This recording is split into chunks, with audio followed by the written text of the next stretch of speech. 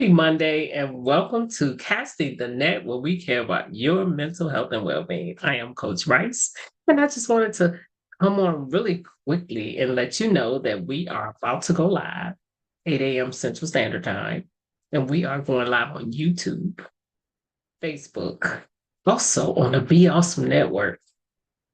So stay tuned. Watch this next guest. I think you're going to really enjoy it. Welcome to Mondays with Coach Rice. It's a brand new week, the sun's shining bright.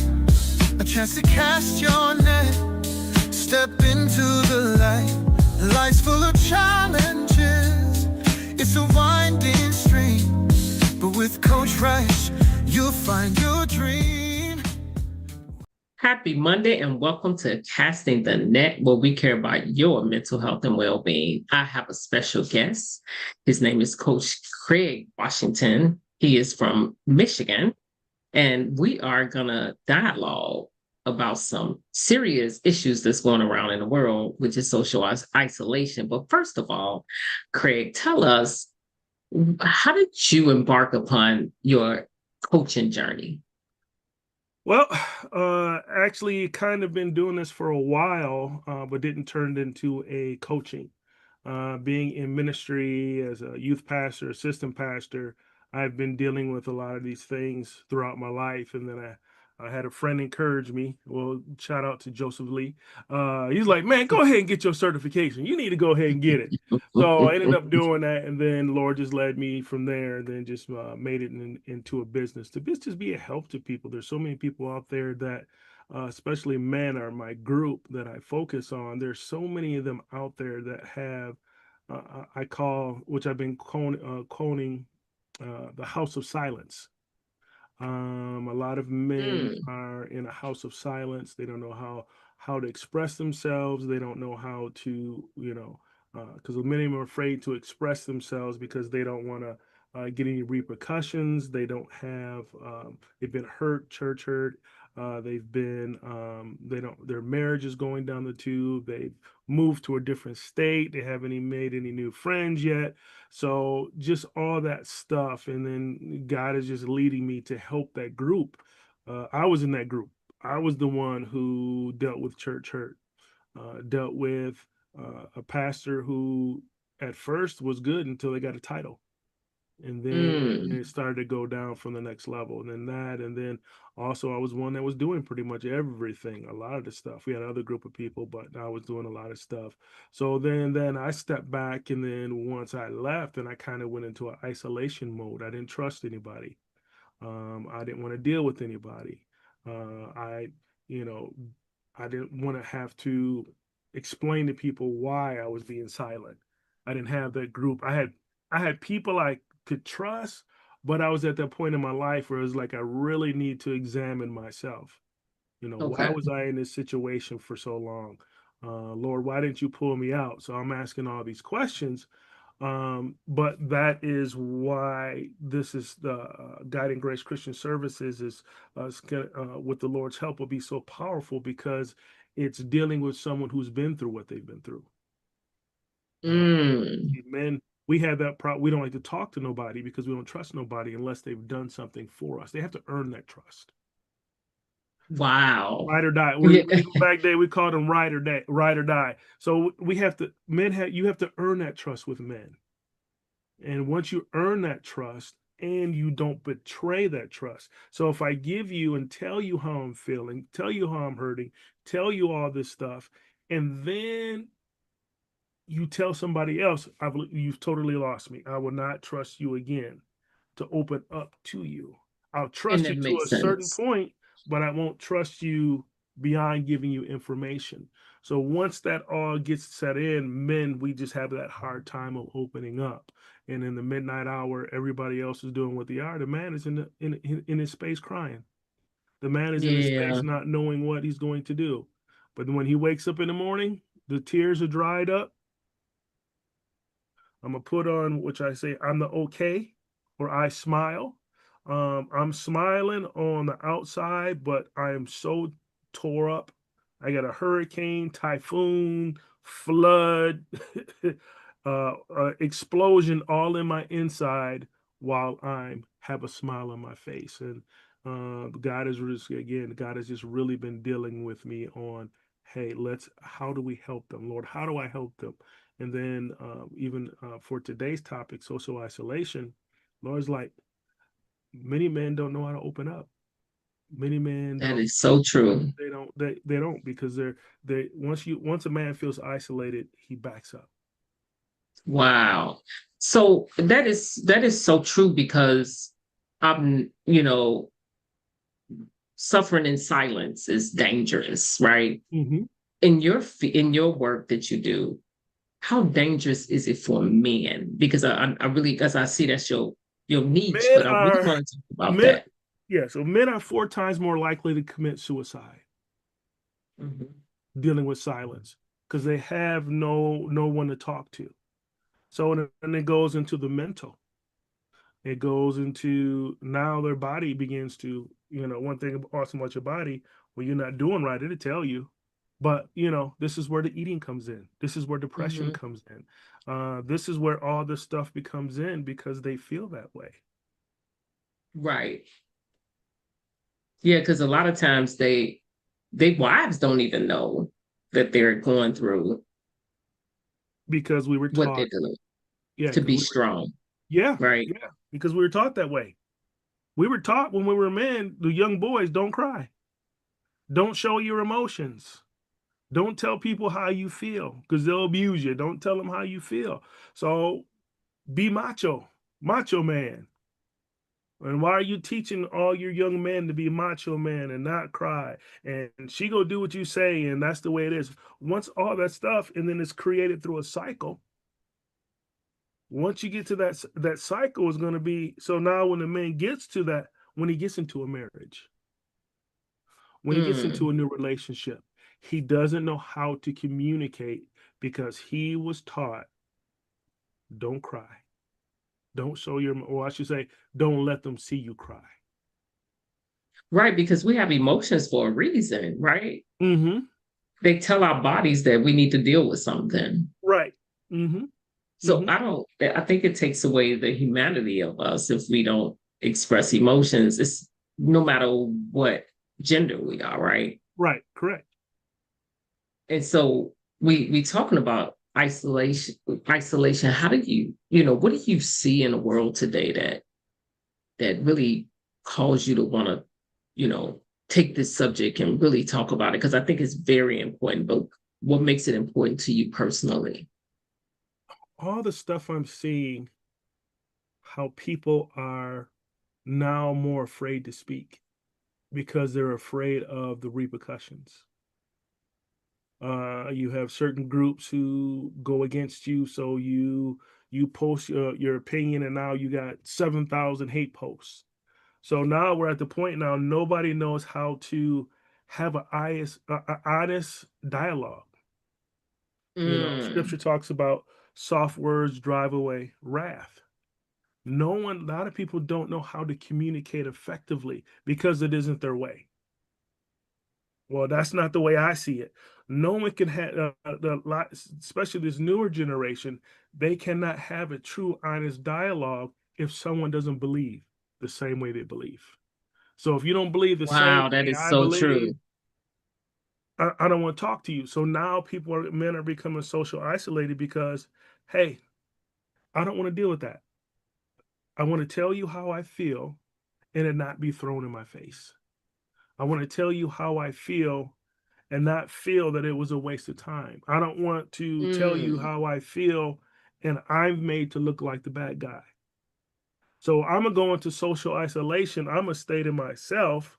And as I stay to myself, this is where depression and anxiety comes in. Yes. So Because we're that's not meant to be right, isolated. right. So, but even in dealing with social isolation, it doesn't mean, see, a lot of people think you're not talking to people. I can be in a group, I could be at a conference with thousands and thousands and thousands of people, and I'm not and I'm still feel socially isolated. I don't have that Yes. person I can go to and say, help me. I go to God, get my talking with God, but we still need to have those conversations. Mm-hmm. You know, Hebrews 10 and 25, it talks about not forsaking the assemblies as ourselves as brothers as some are. This is when we're talking with our brothers and sisters. This is why it's important that we have uh, men groups where men can open up and feel safe. You know, I lead our men's group every first Saturday of the month. We come in, we have breakfast, we have a speaker talk on, on different topics, but then we sit down and we have what I call an open forum. What is good about this open forum, we have young guys to old guys. So when someone asks a question, hey, I'm dealing with this with marriage, one of the older wisdom people will give them advice, but some of the newer people will say, hey, we were trying something and it didn't work. Financial, I lost my job. We have people that work in the community that can give them, hey, come see me. But it's that opportunity. But the one thing it's a safe place.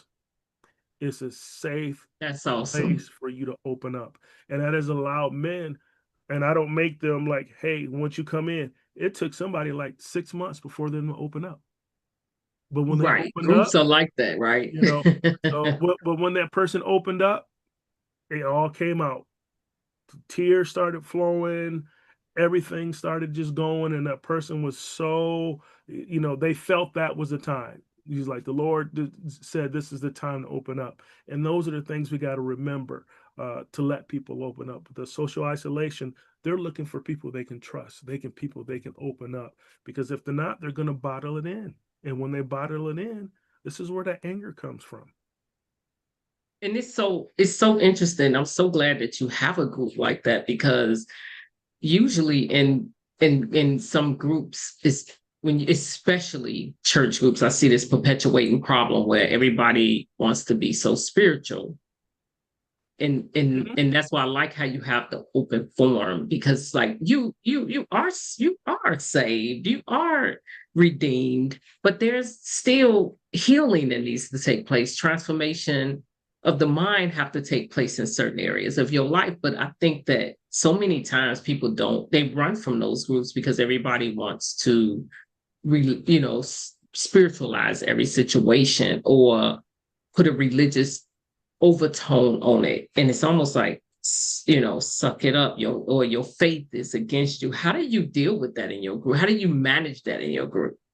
That is one of my rules. um, because we have seen, and then also we have a different variety of other church backgrounds that come in.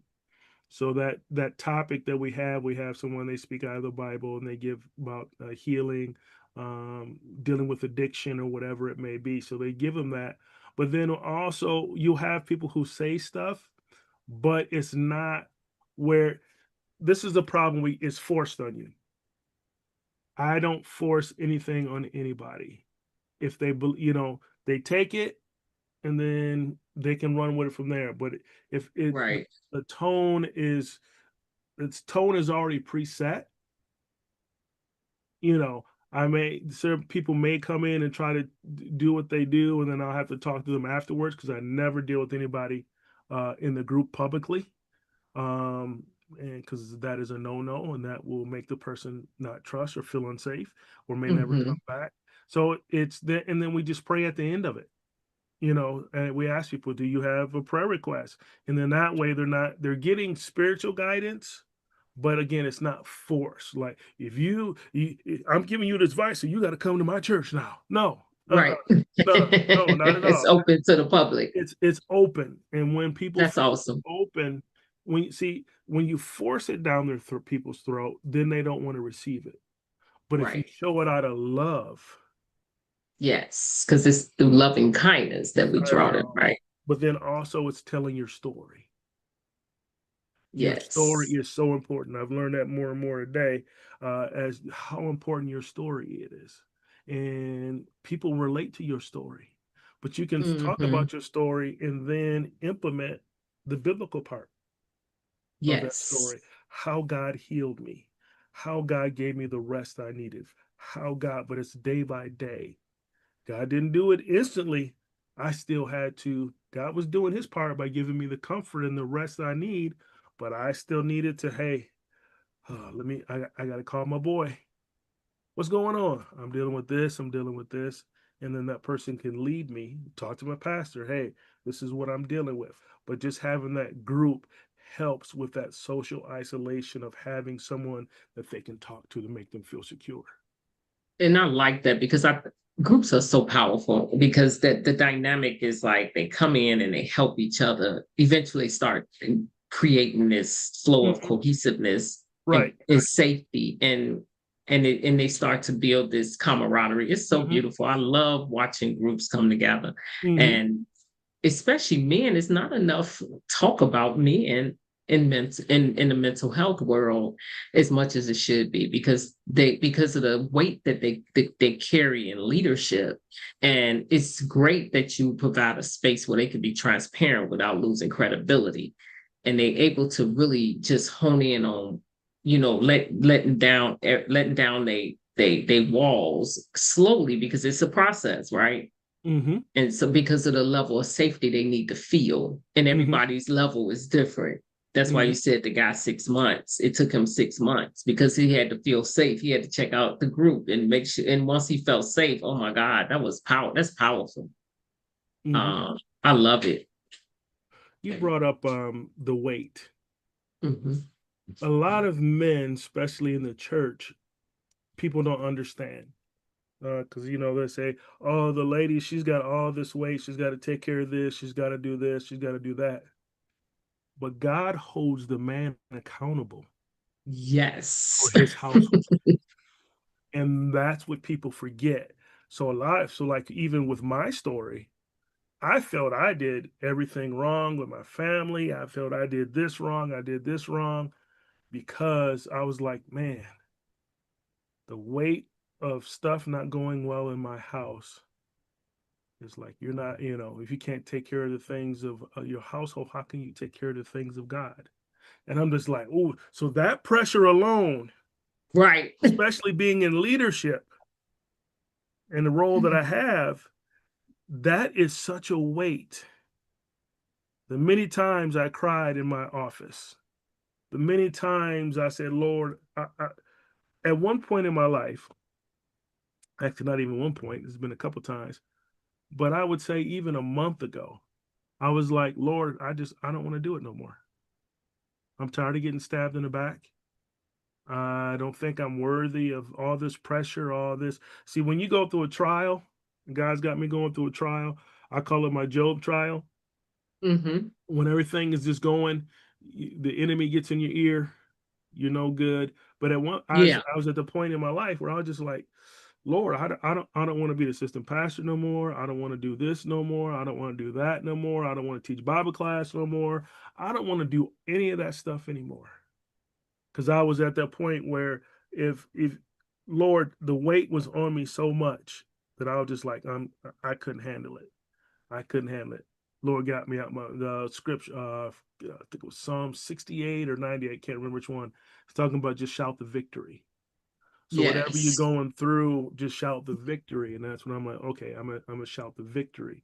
I still have my ups and downs. Some days I'm doing good. Some days not so good. But at the end of the day, I still got to shout the victory because a weeping man endure for a night, and joy should come in the morning.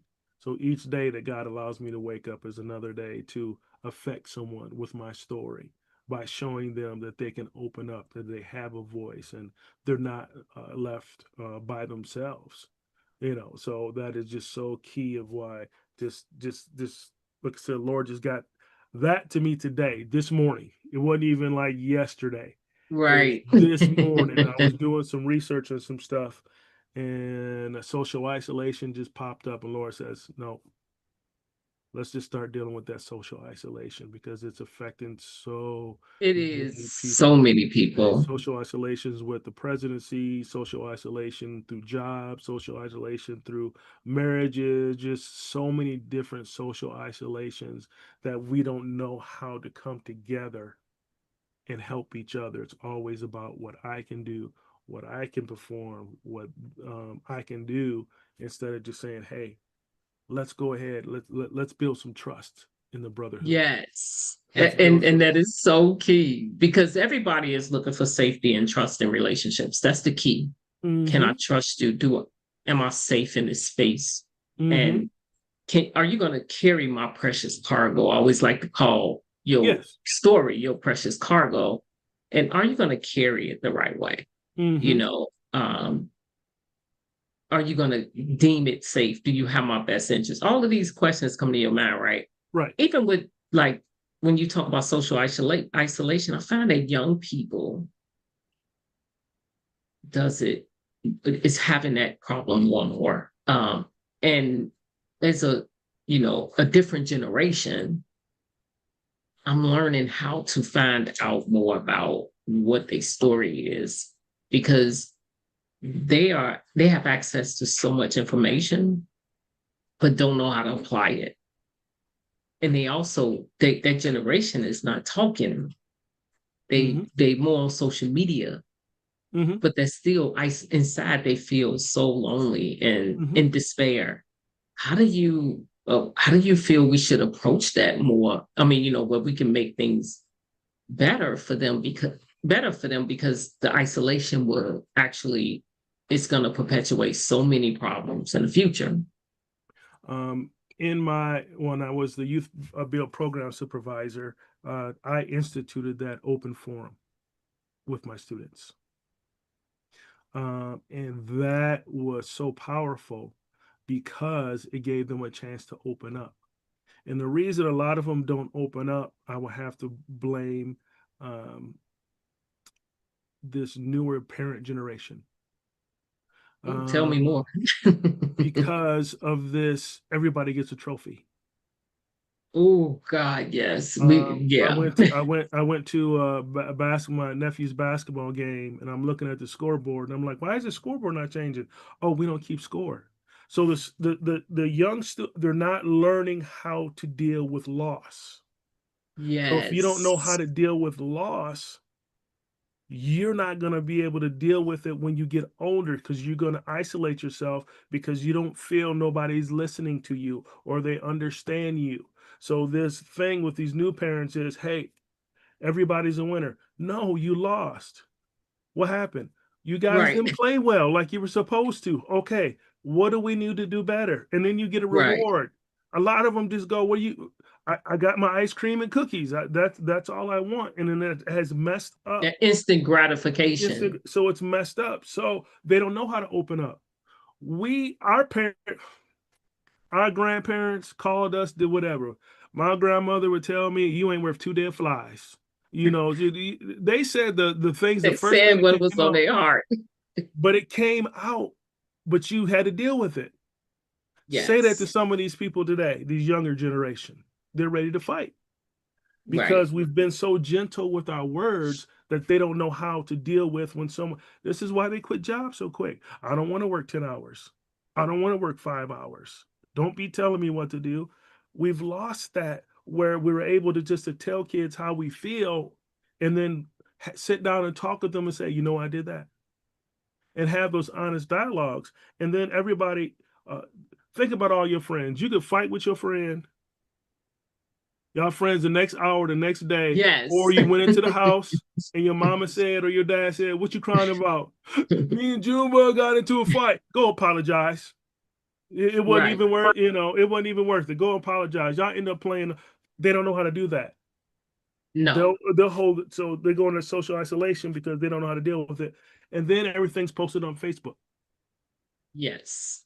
And All their that's a problems. fear of them getting anything posted or bullied on Facebook. You get bullied on That's a Facebook. fear. So I'm not even going to comment.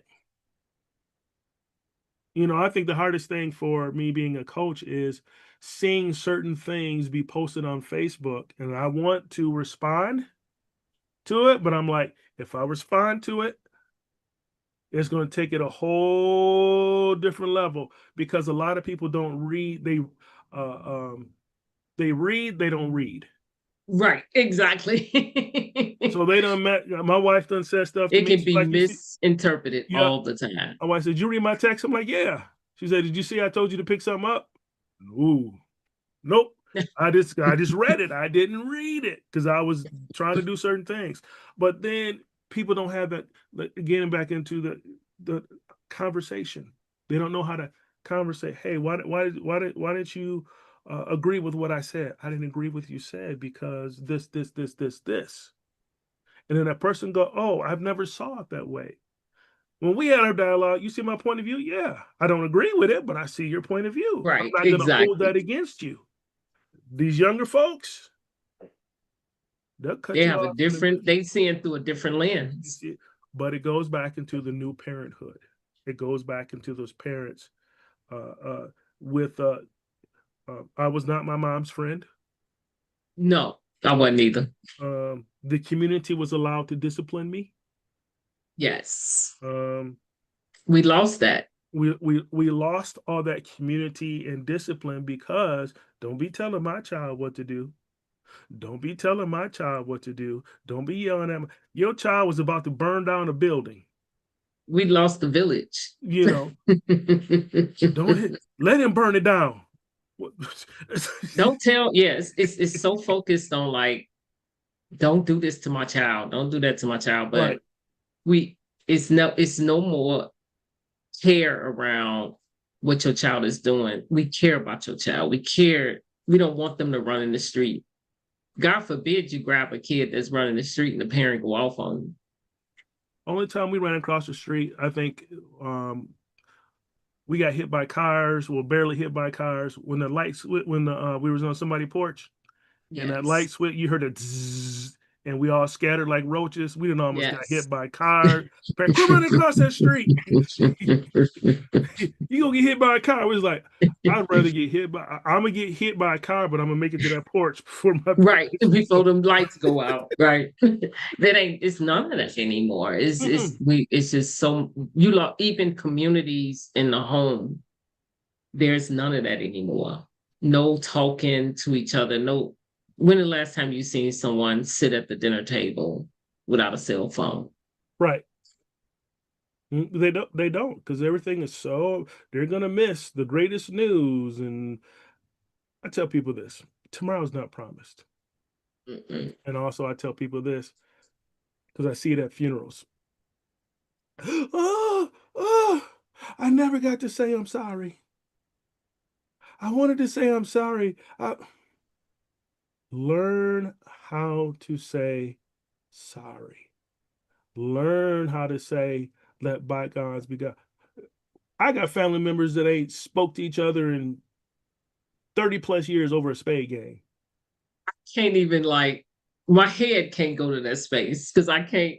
I mean, like seriously, you really serious? Like the relationships are so important. And you mean to tell me you're gonna let this come between? I mean, I get it. I mean, I see it all the time too. I'm not You know, speaking. I haven't spoke to her. I haven't spoke to my mother, and I'm like, I can't even like relate. and and I'll do this point too. I'll ask them, what if they die tomorrow? What if they don't Yeah, wake up? What you gonna say then?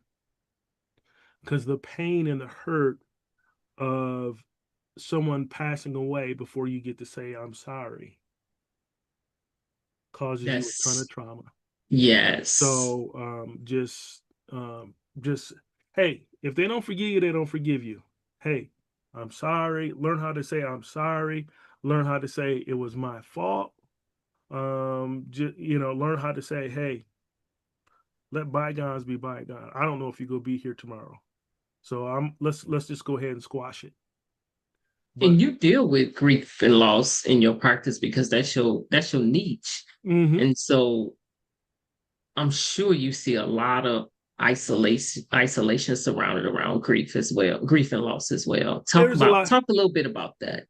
Yeah, there's a lot of social isolation around loss and grief because people don't know how to accept the pain. The number one issue, they don't know Mm, how to accept the pain. The greatest to me In my opinion, the greatest pain is when a child passes away before the parent.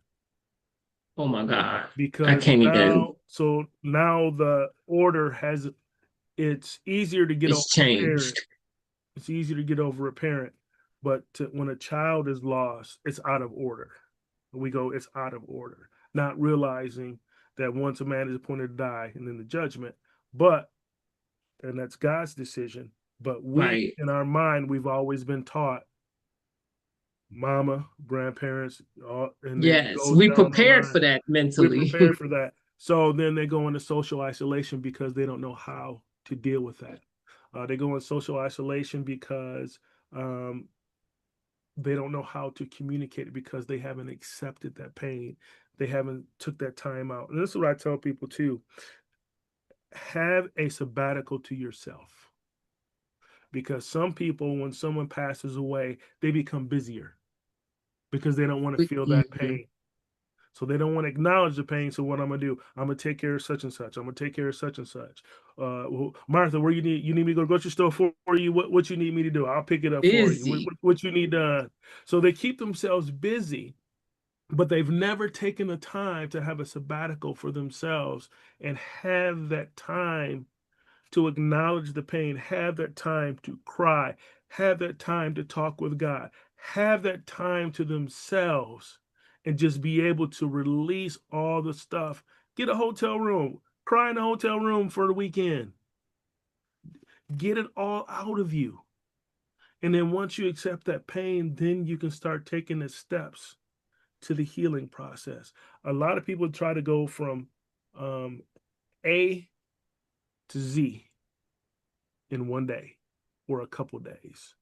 They don't like to Mm. go A, B, C. They don't like to go through Yeah. the steps of the healing. And when you acknowledge the pain, also you need to talk to someone. Well, the greatest, especially in I have to say our minority communities, Southern and African American communities, don't go see no therapist because you're crazy. You don't want people to know that Right. you don't want The nobody to know you're going to a fallacies. therapist. No, they need that person that they can talk to and just vent to. And, Yes. sometimes people just need to vent. I let people, they were like, hey, I'm just caught like my students. Hey, Mr. Washington, yes, I'm coming to your office. What you need? I just need to vent. Yep. Okay. So because they know I'm a pastor, so they be like, can I say whatever I want to say? Because I can always correct them. I'm like, yeah, go ahead, do what you want to do. And they can go completely off. Somebody did something to them. They're upset with the probation officer, whatever. I mean, they're upset with everybody. Right. They get done, and I look at them. I say, "You done?" They go, "Nope, just give me 2 more minutes." Okay, all right. They keep going, and then they go, "All right, I'm done. I'll be good for the rest of the day." And they're good for the rest of the day. I don't have no more. They don't have no more They issues, had to no get it more out. They knew problems. exactly what they That they knew needed. they had They to get it expressed out. it. But this is where that therapist comes in, or that coach comes in, that allows them to be able to vent like that. Because when we vent to certain people, they take it personal. No, the Yes. person is just venting. It's nothing against you. This is just how they feel. And once they get it all out, they're fine. Quit taking everything personal. Just let them Yes. say what they need to say. It's not about you. They want to get it out. Because if they don't get it out, then that when they don't accept the pain, then it goes into anger. Yes. And then violence comes in the home. Then this is where the fights come in the street, and this is where the customer service person is upset. So it brings in all this stuff. But the number one thing is dealing with loss and grief. And loss, again, we talked about it earlier. Loss is just not losing a loved one. Yes. So many other losses within that context. Yes. Yes. Loss of a job, loss of moving to another state. So now you've lost all the people that you had close with you, loss of an animal you've had for years, you know, loss of that friend that goes to another job, takes another job. So you've lost all that. And now you're dealing with that grief, and which is causing that, man, I don't know what to do. Martha was, oh man, me and Martha had so much fun. Now Martha ain't sitting next to me in the booth. So Right. That loss of proximity. Law, and and you have those good conversations, because a lot of work relationships, there's usually one person that you can sit down, have fun with, talk about your problems and all that. Usually there is. And but now today, yeah. But have that person. So once you lose that person, a lot of people, you were that individual who kept them sane, because they were Right. able to open up. They were able to say whatever they wanted to say, and you didn't hold judgment. Now you're gone. This is why men sit in their cars for 15, 20 minutes before they pull it, before they go into the house, because they don't have to deal with the contentious woman, or they don't want to have to deal with all the problems and deal with all the things. So they just dealt with all this drama they dealt with at work. Now they can pull up to the house and they sit there for 15 minutes. They need to breathe. Can't it, somebody knocking on the window. Hey, you coming in? They calling the phone now. You coming in? You've been sitting there for a while, and not realizing he's trying to decompress Mm-hmm. because he knows what he has to deal with when he gets in the house. If he Mm. knows he's going to be dealing with that, he doesn't want to bring the stuff from work that he's been dealing with. He doesn't want to bring that in the house, because he knows it's going to take the house to the next level. But if I can depress, listen to my gospel music, pray, listen to something to get me to calm down, when I go inside the house, I'm going to be better prepared. But Right. if I don't, I'm going to go in the house and I'm going to social isolate myself. I'm going to go into my TV room, or I'm going to go into my game room, and then I'm just going to close the door and go into self isolation. And then when the other person comes in, why aren't you doing this? Why aren't you doing this? How come this and this and this? Their ears are open, but they're closed, and they go in Mm. social isolation. Wow. That's big. And so how do we get, what ways would you advise the audience to break free from isolation, beyond the people around? I always say, seek ye first the kingdom, seek God, find a therapist or a coach that you can talk to. Find a group that you can be part of. There's plenty of Facebook groups. There's there's called dads for dads, or dads for all dads. And this is where they post. I had my one guy just post, "Hey, I brought my son home. He's been dealing with an illness." And you see the people. Can you say that? I can ask for prayers. So everybody's putting in prayers. Everybody's saying this, and they're lifting each other up. Find something like that. And then accept that you need to change. Don't let the other people be in your ear and tell you what you need to do. As far as you don't need to get a therapist. Just you're fine on your own. Healing takes time. Yeah, it does Yes. take time, but it's easier when I got somebody that I can talk to. It's easier when I got somebody I can talk to. So those are the three things I say: seek God, find you a coach or therapist, and find a group that you can become part of. But That's, yeah, and I then would definitely agree with that. I'm gonna throw something else in that: seek God first. Open up your Bible Yes. and find. I tell this to everybody: find a Bible character that you can relate with, dealt with the things that you're dealing with, and how God brought them out.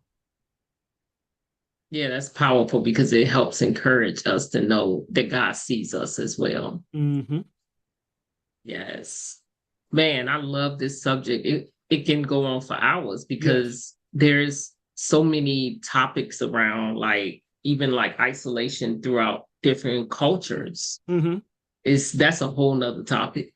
But Mm-hmm. there's so many things you can just grab up from social isolation because it's happening way too much now. It's Mm-hmm. especially you don't see kids playing rope outside anymore, jacks.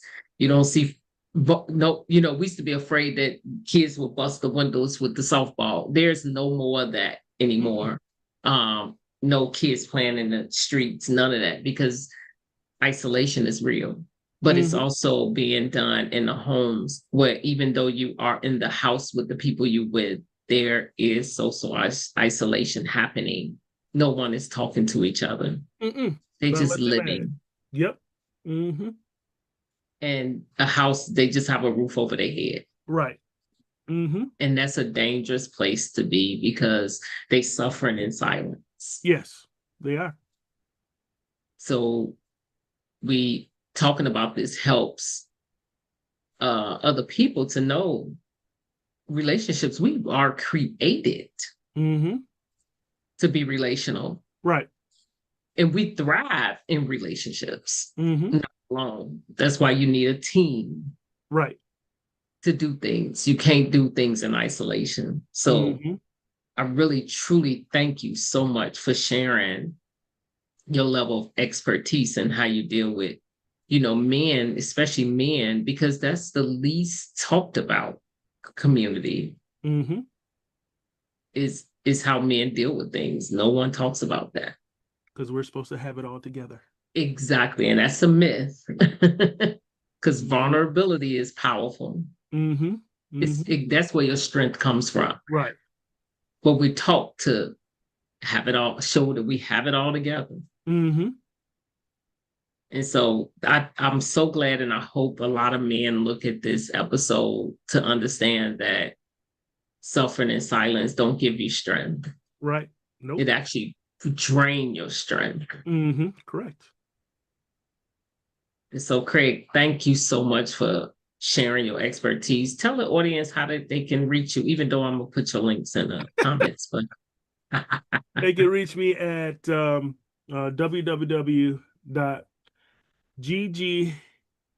Man, I got to think of it because I got the initials. So ggcsllc.net.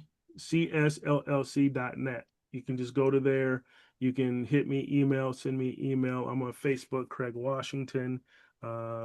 I'm on LinkedIn, ECW412. So any other way they can contact me, or if they just want to, shoot me a Facebook message or DM, they can do all that. And I just want to say that I am super proud of where you are in your coaching business and how it's taken off. And, thank you for allowing me to even mentor you. And we on the same impact. We're on the impact team as well with Joseph Lee. And so we just really have a heart to serve. Yes. And we do it out of love. We don't do it just to do it. Yes. Yes, that's what we do. So there's a difference. Just a difference. It is a difference. It ain't just, we just doing something, right? Right. Or trying to make money for, just outright charging people millions of dollars. No, we really have a heart to serve. So thank you so much for coming on. You also part of the winner circle with me as well. So yes. We have so many places where we serve. So keep doing what you're doing. Let your heart continue to be the driving force of what you're doing. And to the audience, thank you so much for listening. And if you feel like this has been helpful, please share with other people. I promise you, this subject is not being talked about enough, and people are struggling. And to teenagers that's out there, please, talk to us, help us to understand where you're at so we can help you and meet you where you are. Meet you where you are. We don't want you to suffer in silence. And we want to help you with the information that's coming across the table for you so that you can grow up and live your best life. So thank you so much for listening, and we are signing off. We'll heal every heart, so join us now. Let's make life suffice. Welcome to Mondays with Coach Rice.